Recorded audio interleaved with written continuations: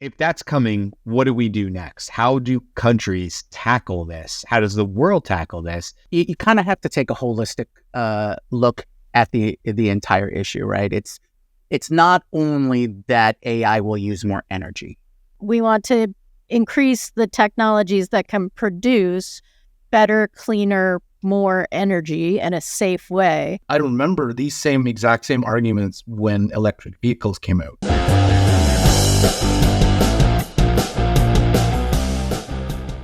Hey, what's going on, everybody? Today is July 18th, 2024, and you're watching the Daily AI Show live. And today we are talking about power, more power. Today we have Beth and Karl with us.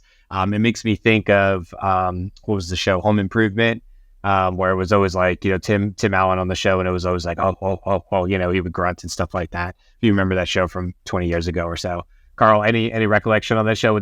Were you watching Home Improvement in Canada? Yeah, I don't remember that one. It's okay. It was probably 20 years. Yeah, probably 20 years ago. So we're talking about power, and more specifically, obviously, this is an AI show, right? So we're talking about what needs to happen, best we can tell, best from us doing research and stuff like that, in order to meet tomorrow's, kind of today's, AI needs. So we can kind of set the stage here a little bit.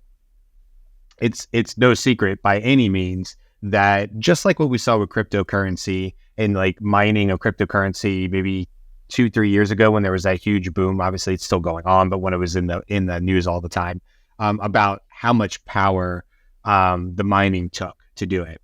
And now with AI, we're seeing similar energy demands. I read somewhere that a typical ChatGPT search, if you will, consumes 25 times more power than a Google search.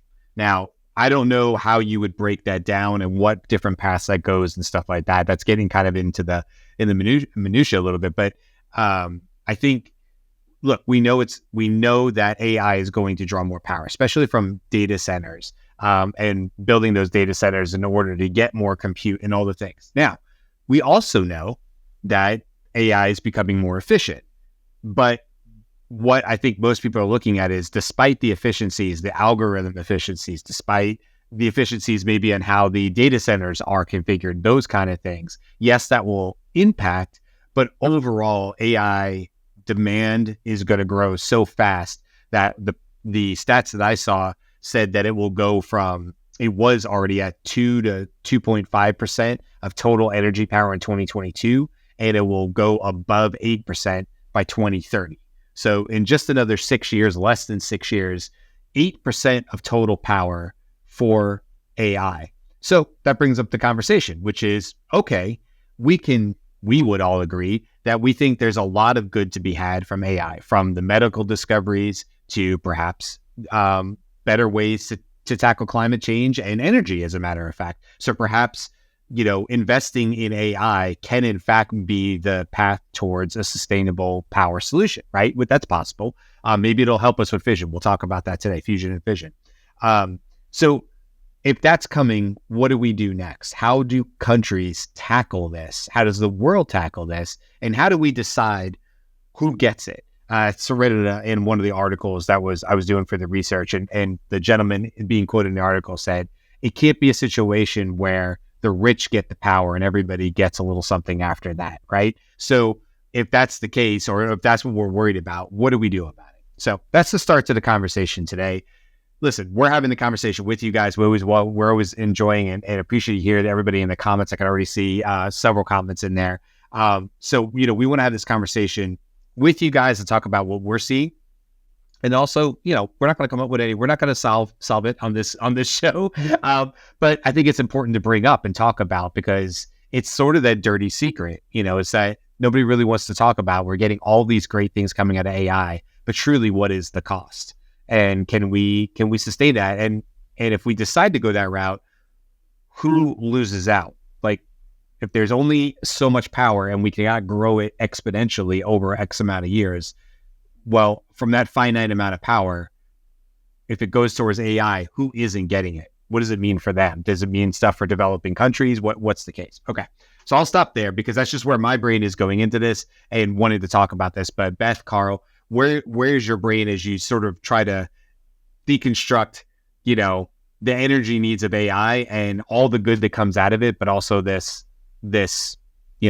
black mark, if you will. So what I wanted to do first is just give people a little bit of context of when we talk about energy demands and what it's equivalent to.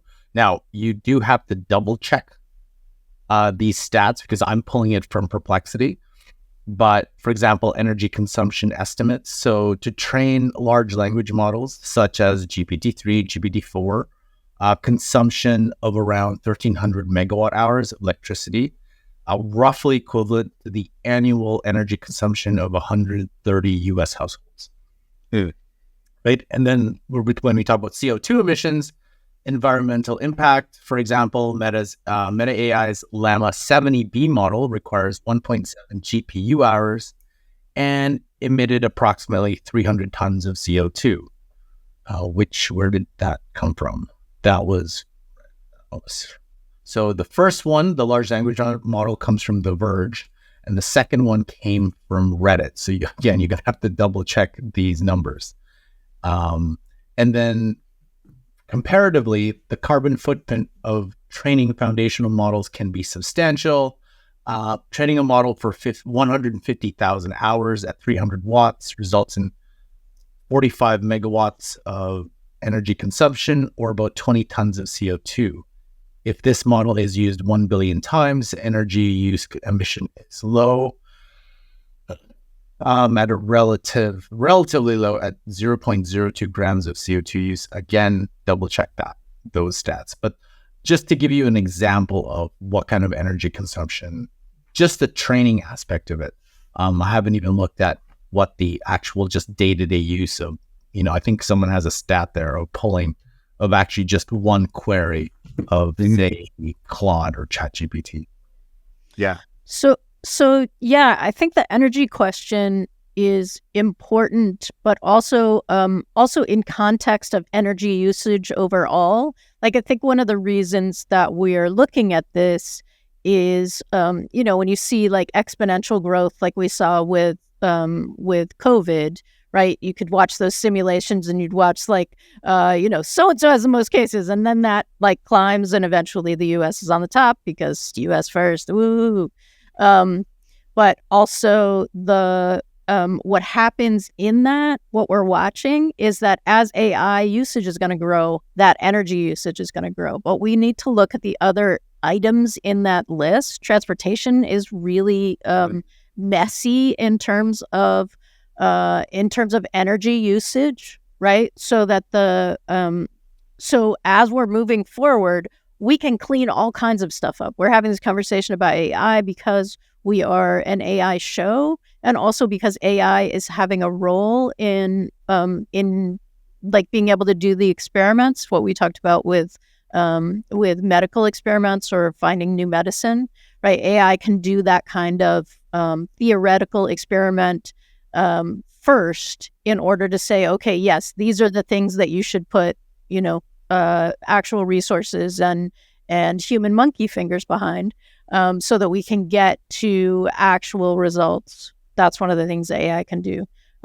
In the description of today's show, it talked about fusion, and AI is actually being used to help control fusion. So fusion is a very volatile process. And it needs to be contained. Otherwise, the high temperatures that it develops would be very, very bad for the people in the vicinity. And it needs to be contained on on kind of an immediate basis, right? So milliseconds make a difference, kind of thing. And there was and AI is being used to be part of that monitoring system to help create stability in a fusion reaction. Yeah, let's talk about fusion a little bit too, when we talk about fusion, let's talk about Sam Altman, who has made several statements saying that he believes that fusion may in fact be the answer for the energy we're going to need for AI. And so some people rightfully have criticized that and said, you're waiting for, a maybe to happen to solve your problems, as opposed to trying to solve it today with today's solutions, whether that be fission or, our typical nuclear reactors, and perhaps going further with nuclear. We'll talk about that too. But let's just talk about, fusion. So Altman himself has invested millions into different areas to help that move along. And Beth, you were just talking about AI being part of that solution.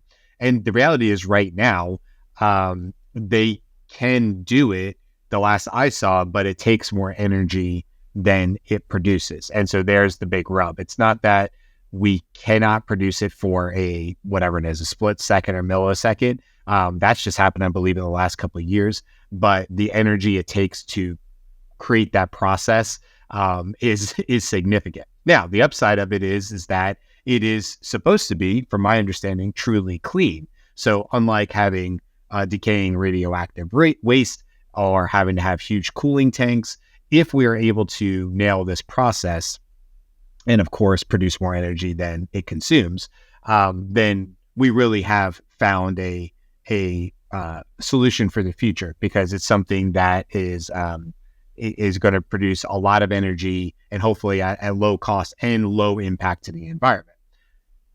On the other side of it, we have the other side of nuclear energy. Now, most people, when they think of nuclear energy right now, they're going to think about the big nuclear reactors, because truthfully, that's all we really had. In the United States, I don't know. I mean, I know Florida had a nuclear reactor go online not too terribly long ago, I'm pretty sure, on the coast and stuff. So, I mean, it certainly still happens. They're not Chernobyl. They're not the technology of old and things like that, although we obviously had devastating results in Japan and stuff like that in the last, decade or maybe a little bit more.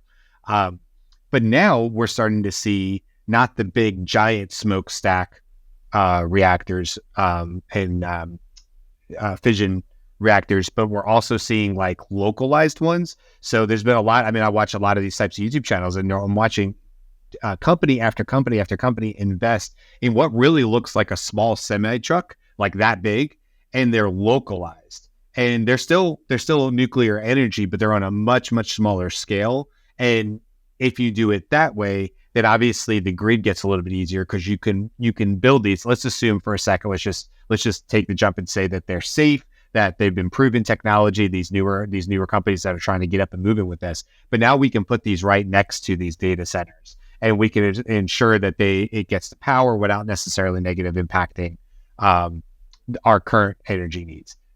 Can that be done in the next decade? Is it 2 decades away? At the pace we're seeing, we just talked about at the top of the show, at the pace we're seeing with AI, the reality is we don't have 2 decades to solve it. Back in the day, I think it used to take a decade just to build a nuclear reactor, a decade. So 10 years from the time they would break ground to the time they could be online was a decade. That could have sped up since I remember that fact from years ago.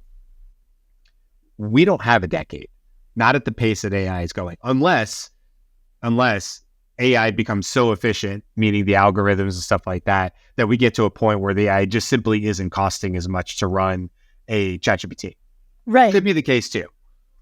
That's so when we talk about this, we want to come at it from both sides, right? So ideally, we want to increase the technologies that can produce better, cleaner, more energy in a safe way, but we also want to reduce the amount of energy that is required to do things. In AI, it's to train models. In transportation, it's to fly planes or move goods and people from place to place, right? All of those things are things that take enormous amounts of energy as well, and any efficiency that we can gain in all of them will make for a better decade, for sure. And Cisco kind of has a point on that really quick, which is that, thank you, by the way, everybody leaving comments and interacting here. Cisco says, mixture of experts, mixture of depths, perhaps other model architectures will reduce the watts required. Yeah, absolutely. I think you're spot on, Cisco, with that kind of thinking. And I definitely think we're going to see efficient gains there. But what I was going to say is, like, okay, so right now it's just a conversation, but has it really, really impacted anybody? We're all saying, we're the ones talking about AI. We're like, ooh, the power is already pretty significant and it's only going to go up from here. So it's all fine and well until California or Florida says, hey, we're all on AI, right? And everybody's like, yeah, AI is great and it's going to solve. And we've already, like, maybe there's a point where it's already solved a disease or something like that. And the public's on board. And they're like, everybody's good with it, right? Yeah, AI. Okay, we're going to have rolling blackouts because we need to make sure that we have enough energy to push this AI. Then what happens? Once people start really being actually impacted in their life, and they're going to have rolling blackouts the way California had for years, or may still have. Now, how do people feel about it? Is AI still worth the energy, or is there going to be a huge pushback against it? And people say, whoa. We didn't realize that it had this kind of impact. And the government says, yeah, honestly, to keep pushing this direction, the only way we can do that is to take from over here to give to over there. So how much do you really want it? I think we're going there soon, and there's going to be some hard decisions to be made, and people are going to be impacted. And then I'll be curious to see. My guess is the general public will push back hard against these companies, the Microsofts and stuff like that, and OpenAI. They're going to have a bit of a struggle to show their worth. Right now there's a big thing about, is AI doesn't even have an ROI on it, right? These kind of questions, is it even worth it? Is it even doing any good? And we kind of look at that and we go, yeah, no, it's definitely making an impact in business. We can see it daily with working with people. But I think people are going to have the same conversations, and they're going to be pushing back hard against OpenAI and things like that, and then wanting government regulations on their energy usage. How much can they use? Or do they have to pay higher tariffs or taxes for that energy consumption, that kind of thing? I do want to push back because I remember these exact same arguments when electric vehicles came out. And it's like, well, everyone's going to be using it. Hence, we're going to have, strains on our energy grid. And I remember even in Canada, there was a lot of like, hey, on some like various, whether it's some bloggers were talking about that, some papers were talking about that, but it kind of never materialized for a variety of reasons. And I think can I see Jan like there's like, we're not kind of there yet. And I think there's still a lot of like people and businesses that haven't even jumped on. So that's a problem that I'm not sure is present, even though we can see that there's a lot of consumption we can do. But there's also, I wanted to transition to, there's a couple things that could be a mitigating factor in the industry itself, right? You got like more smaller models being more efficient at the kind of AI that can decrease that consumption. You've got a little bit more hardware improvements too. So like tensor processing units, more advanced so it can consume less. And then you got a little bit more different training techniques like meta learning, fewer training passes. And then depends on implementing, I guess, green AI, which is the principles of this, focusing on achieving state-of-the-art results with lower energy consumption, using metrics like floating point operations or flops to predict, optimize energy use. And Karl, don't forget about the organelles or the organoids, right? Because that Swedish company, because they're the ones who created the brain cell computers, and 1 millionth of the energy use. Right. I know that might make some people squeamish, but if we're talking about power in this context, they use a vastly less amount, and that's one of those technologies. So I do want to plug Canada. So it's like obviously renewable energy, using those sources like solar and wind.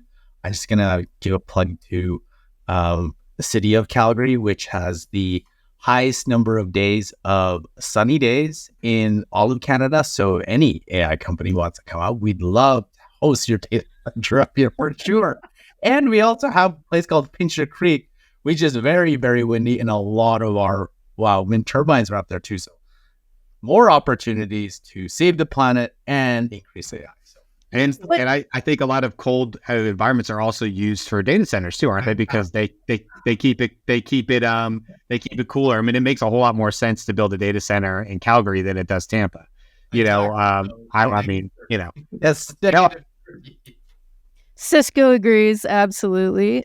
Karl, you're not going to tell us like the Olympic thing that you'll also fight the bears off for the AI companies willing to move the salary? We'll fight bears for any type of. For those who don't know, our economic development group, Calgary Economic Development, actually, when we were trying to pitch the Amazon new headquarters, we put up a sign across, I think, the previous Amazon HQ that we will fight bears for you. We did not get it. But I do love a sense city that has a good sense of humor about it and stuff like that. And before we go any further, I want to just remind people, if you're enjoying the show, if you enjoy what we're talking about, you know, a lot of people see us actually for the first time when they happen to like a topic, and then they come find us on YouTube and other places. So we're well aware that not everybody is a subscriber. So I want to, you know, put a quick plug out there and say, hey, if you enjoy the show, we are here 5 days a week, Monday through Friday. I've lost count. We're now over because Jyunmi does this side of it at the house now, but we're like 240-ish, 250 maybe as well shows. We're coming up on our 1-year anniversary on August 7th. So we have done literally hundreds of different topics in AI. So give it a like, give it a subscribe if you're enjoying what you're seeing. Also, you can go to thedailyishow.com, where we, not too long ago, about 2 months ago, started a newsletter where we're giving even more stuff that just can't make it onto the live. Even though we talk for 40 minutes, 5 days a week, there's lots of stuff that just doesn't make it onto the lives. And so the newsletter is a way for us to just sort of expand a little bit on the topics that we're talking about. So head over to thedailyishow.com.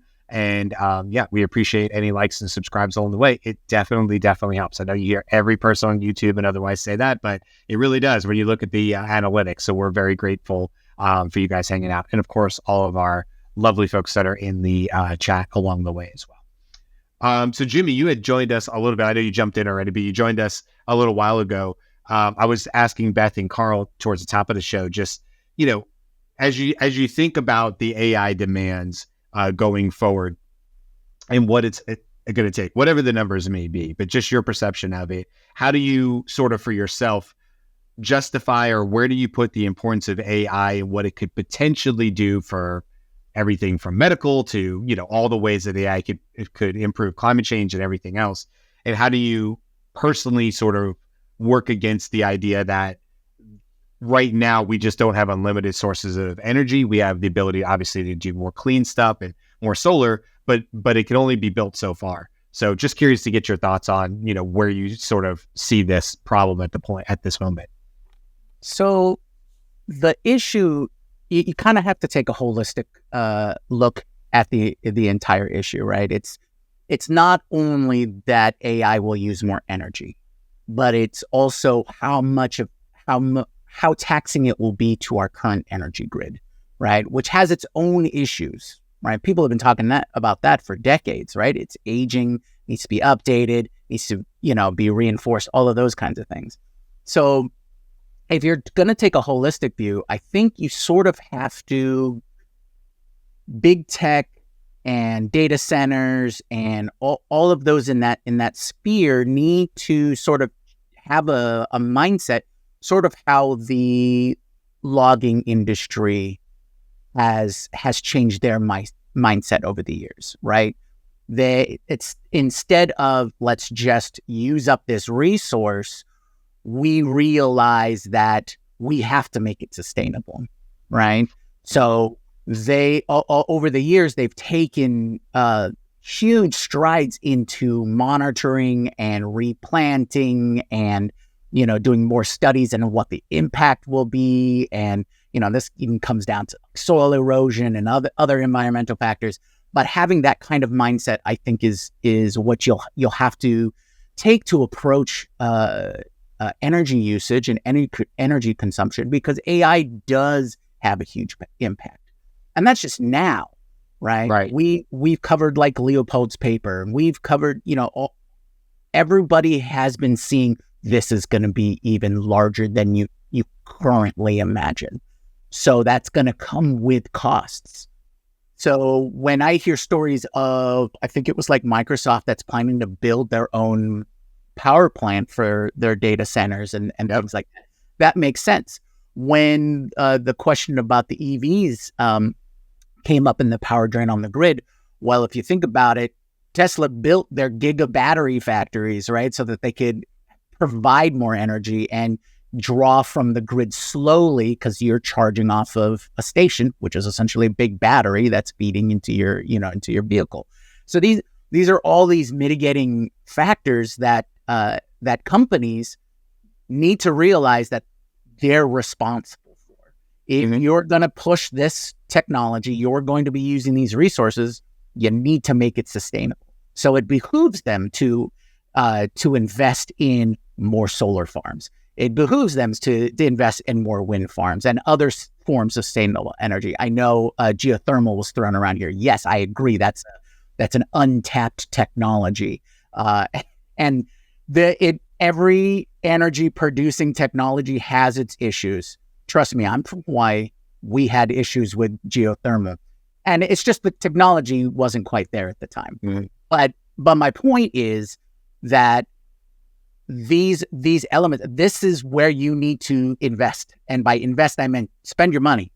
The companies need to spend their money into the energy creation so that the larger infrastructure can be supported and upgraded. And this is something that the states, the regions, and the federal government need to be addressing, because I think it was one Reuters report that was saying by 2030, data centers are going to count for 20% of all the energy used in the United States. Right? Yeah. So that is a vast amount of energy. Right? And, and so infrastructure thing, like I said, you have to take a more holistic view, and there's multiple places that need to be addressed so that it can be sustainable. And I think that's the key. You gotta have that little bit of mind shift. It will behoove companies to think about it this way and invest this way. It's interesting because we do see conversations about what is happening with the growth that we're seeing. But most of the conversations that we see are what's going to happen when we, quote unquote, run out of data, right? And actually, there are answers for that. There are already conversations about, oh, thanks for asking. This is the current approach that people are taking. But also we see things like, okay, you guys have billions of dollars. Let's sponsor, the journalism school or that kind of stuff. It is possible to make original, human-written, good data if you want it. And it's interesting that we're not seeing the same engagement or level of that kind of solution thinking, or even talking about the problem. Like we see a couple people talking about what is nowhere near as much as pervasive as the conversation about what happens with data. That's a good point.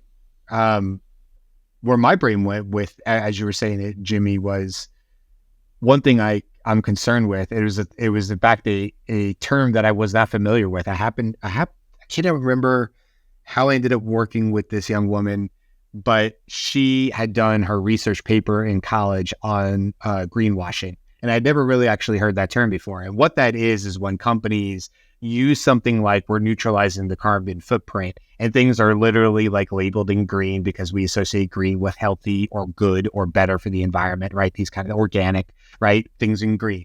And so greenwashing is literally what it sounds like, which is sort of that, look at us, look what we're doing, and we're offsetting. I'm not picking on an airline, but I'll take a defunct airline like TWA, since I don't pick on anybody. But like, oh, look at us, we're offset. Every time we fly a jet, we are actually carbon neutral. And you go, I mean, that sounds nice, but what does that actually mean? Like, is it cut and dry as to how you're offsetting the fuel consumption of putting 300 people through the air multiple times a day, so on and so forth? So I do worry about a little bit of greenwashing from the AI companies. And I think it's a lot of what you guys are already saying. It's making me think about it is, yes, it needs to be decentralized. Yes, it needs to probably be small power plants next to these particular data centers and whatever the case is.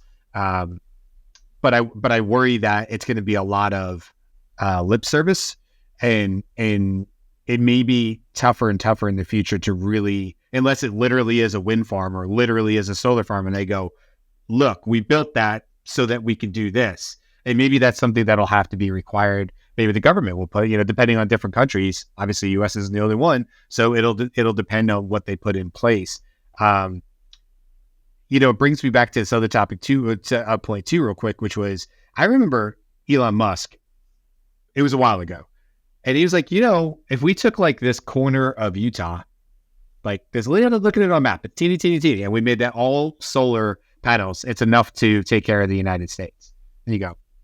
He's like, yeah, that little corner, that little square right there in that land that's not being currently used, we could put enough solar there to run the entire state. Now that sounds very nice, obviously. Why wouldn't you do that? Why wouldn't you just create all the solar panels you need and take care of it? And then you start thinking, okay, well, how would you run power from that centralized location? Is that a great idea from a security standpoint to put all your eggs in literally one basket in one part of the country, and so on and so forth? So I do think it's really is going to be this diversified solution where every area is going to have to look uniquely at it. Maybe in Calgary, they're going to look at it one way because of their unique natural resources, climate, infrastructure, the whole thing. And they're going to say, well, for this AI, data center or whatever to exist here, we're going to approach it with wind because we're already building in that infrastructure. We already do it inside, we build all the infrastructure inside the country, so on and so forth.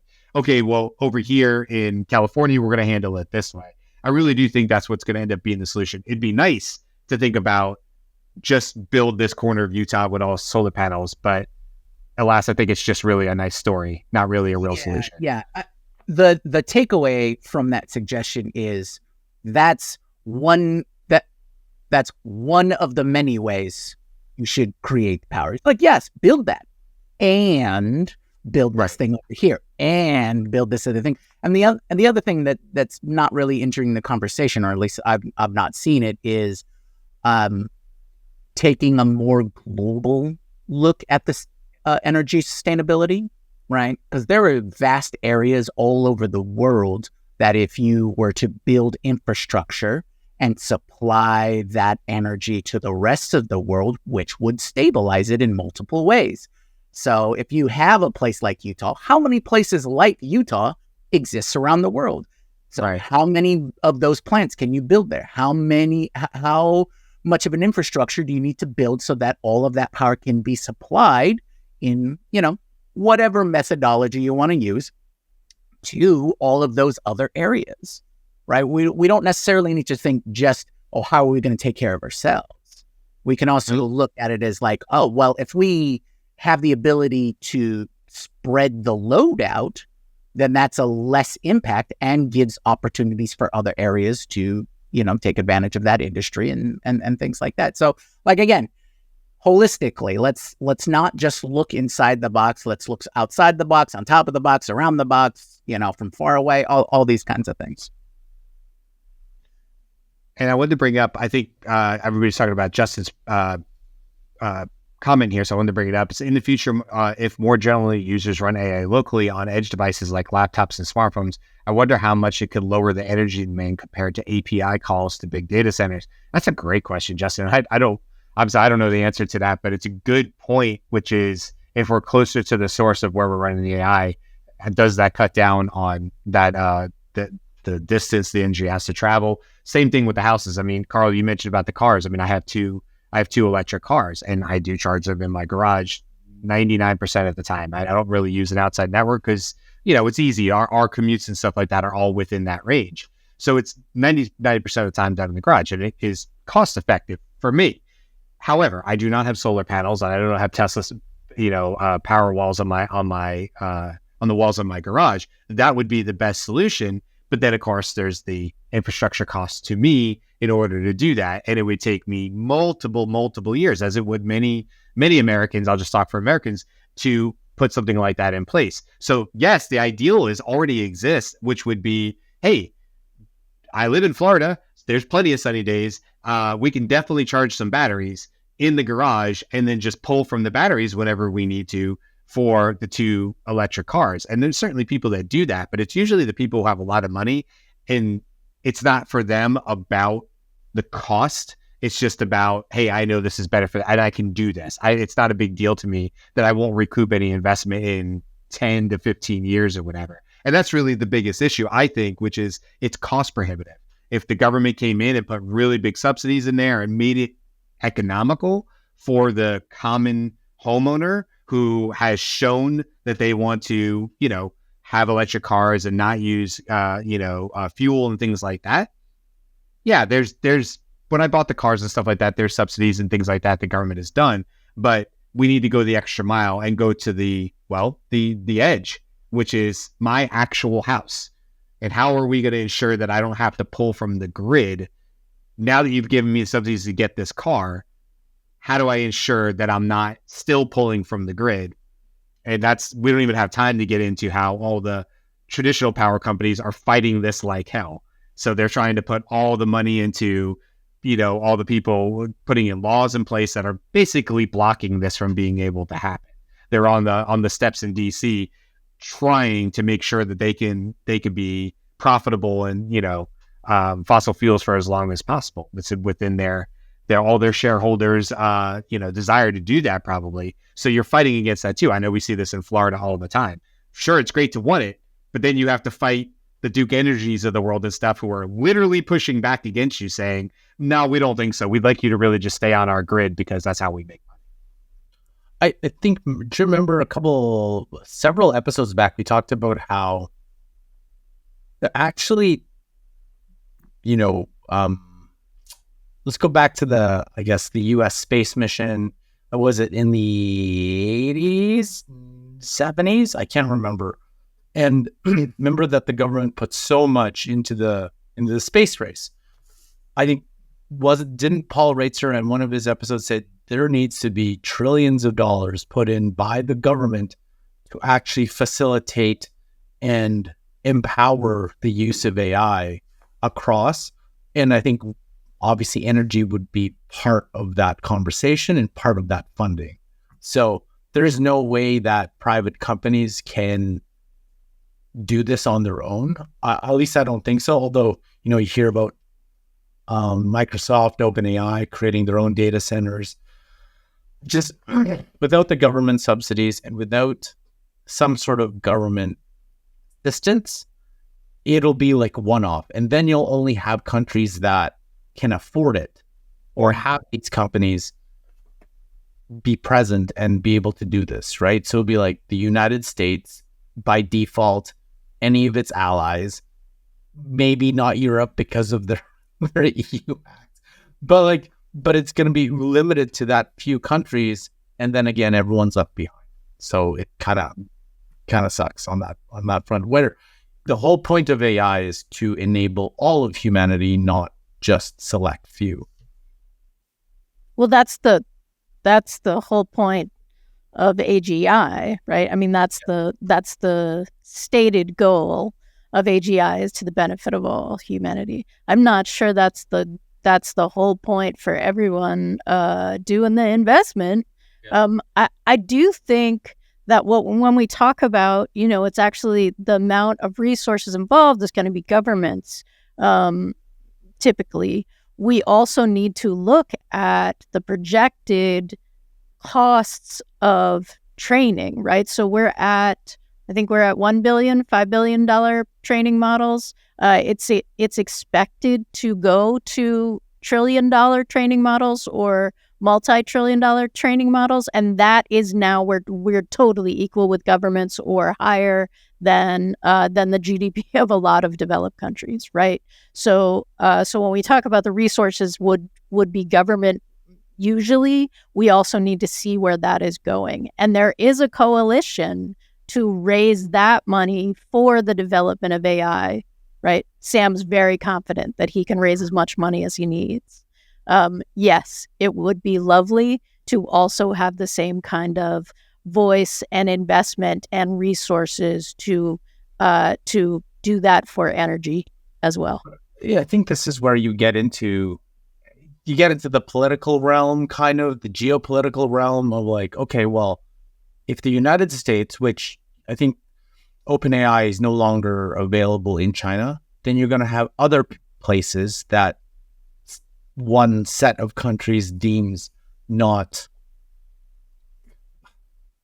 they're not allies to another set of countries. Well, then you're racing against. So, for example, if China decides, hey, you know what, we're going to partner with, I don't know, say Saudi Arabia and build these data centers to enable power, but we won't let the United States use them.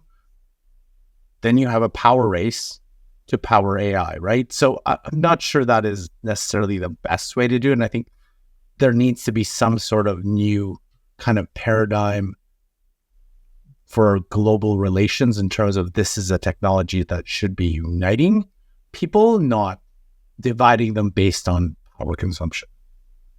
Well, to bring it back around to the fusion idea, which is one of the power sources that we referenced in the description of the show, that is a multinational coalition that is involved in this. And Google DeepMind just released Torax, which is an open source tokamak transport simulator, in the intention so that could be available to everybody, right? Like open source means totally open source. Anybody could access the data and run their own experiments.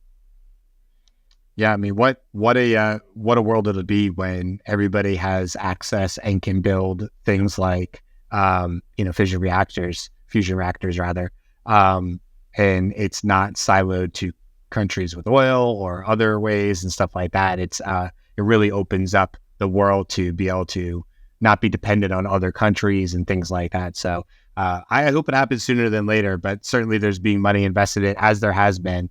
But we'll have to see if... Go for it. There was one more point, though, that I think we may be underestimating. I always go back to the OpenAI file, like the levels. And so I can just imagine if we are, say, moving to level 2 and going into reasoners, right? You have a higher level reasoning.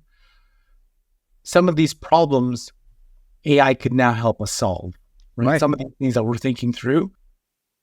So imagine if we're thinking through power consumption. So now we have, okay, so let's have a conversation with some of these AIs to find out, hey, what are some things we could potentially do? Then we look at, how about agents? What could agents do to facilitate some of that? I'm not sure what it can do. And then we get excited about AI and being inventors, helping us invent solutions for some of these things. Yeah. And maybe then on the 5 is that, hey, maybe AI can run, as an organization, run some of these power centers. Some would freak out about that, but again, help run those, maybe not the entire organization or a subset organization of running power, to be more efficient and to be fair and to enable everyone to benefit from it. I can see like, hey, we should be thinking how AI could help and encourage that too. So I think while we're like, oh, this may be a problem, but we have technically this technology that is right there to help us solve it too. Yep, I agree. All right, we're going to leave it there for today. We will definitely be coming back to power and energy needs, I'm sure, over and over the upcoming months and so on and so forth for the show, because it's such a big topic and there's always new news in it and stuff like that.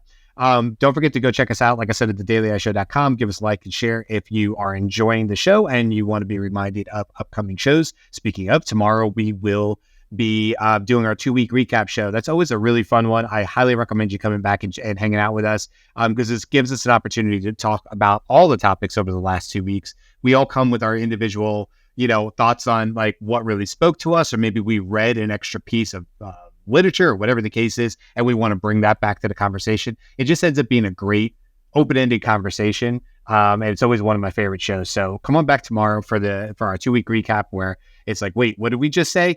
And we'll talk more about all this AI. And then next week we have a ton more shows lined up. Karl just talked about one of them, the 5 OpenAI's 5 levels of AGI. We're definitely going to talk about that. I think you said Beth Tuesday, correct?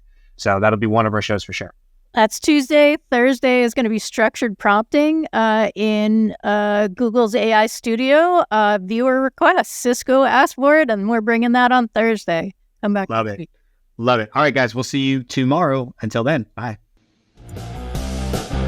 Aloha.